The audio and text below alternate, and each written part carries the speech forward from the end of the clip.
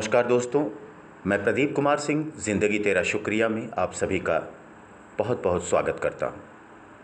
आज काफ़ी अरसे बाद आप सभी से रूबरू होने का मौका मिला है। कारणों पर न जाएं और कहानी शुरू करें उससे पहले ये बता दें कि मेरे दिमाग में बात क्या चल रही है।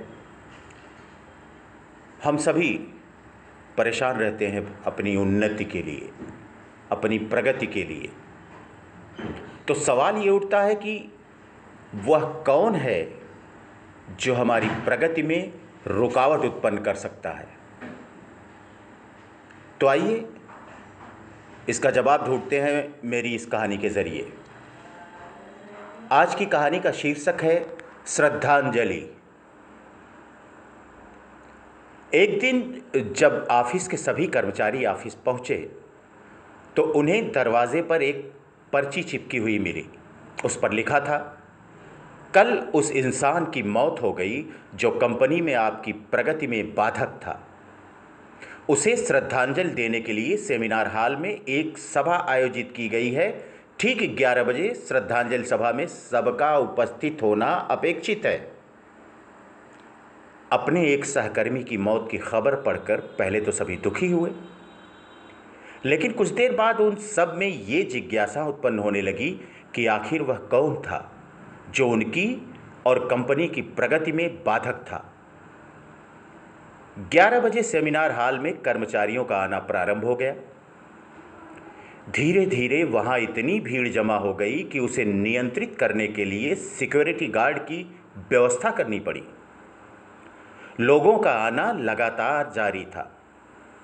जैसे जैसे लोगों की भीड़ बढ़ती जा रही थी, सेमिनार हॉल में हलचल भी बढ़ती जा रही थी।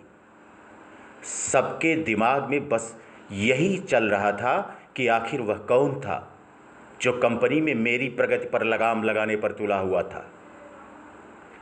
चलो, एक तरह से ये अच्छा ही हुआ कि वह मर गया। जैसे ही श्रद्धांजलि सभा प्रारंभ हुई, एक एक करके सभी उत्सुक और जिज्ञासु कर्मचारी कफन के पास जाने लगे। गरीब पहुंचकर जैसे ही वह कफन के अंदर झांकते, उनका चेहरा फीका पड़ जाता, मानो उन्हें सदमा सा लग गया हो। उस कफन के अंदर एक दर्पण रखा हुआ था। जो भी उसमें झांक कर देखता, उसे उसमें अपना ही अक्स नजर आता। उस दर्पण पर एक पर्ची भी चिपकी हुई थी जिस पर लिखा हुआ था, जो सबकी आत्मा को झकझोर रहा था, केवल एक ही इंसान हमारी प्रगति में बाधक है और वह मैं खुद हूं। हम ही वह इंसान हैं जो अपने जीवन में क्रांति उत्पन्न कर सकते हैं। हम ही वह इंसान हैं जो अपनी खुशी, अपनी समझ और अपनी सफलता को प्रभावित कर सकते हैं। हम ही वह इंसान हैं जो अपनी खुद की मदद कर सकते हैं। सबसे महत्वपूर्ण रिश्ता जो हमारा किसी के साथ है, वह खुद से है। हमारे विचार, कर्म और हमारी आदतें ही हमारी नियति का निर्माण करती हैं। तो फिर कोई और हमारी असफलता का कारण कैसे हो सकता है? अपने प्रतिदिन के विचारों से ही हम अपनी नियति का निर्माण करते हैं। तो दोस्तों, जहाँ तक मैं समझ रहा हूँ कि आपको जो सवाल मैंने शुरू में उठाया था उसका जवाब मिल गया होगा। हमारी प्रगति में बाधक कौन है? कौन है जो हमारी प्रगति में रुकावट डालता है? और वो हम खुद हैं।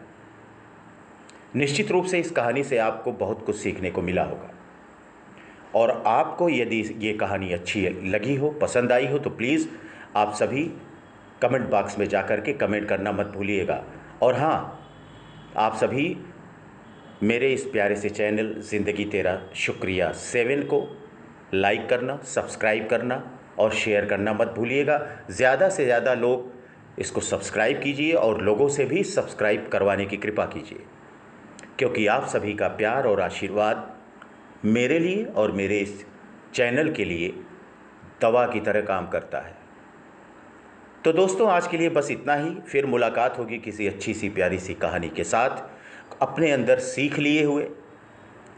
तब तक के लिए आप सभी को बहुत बहुत शुक्रिया, बहुत बहुत धन्यवाद।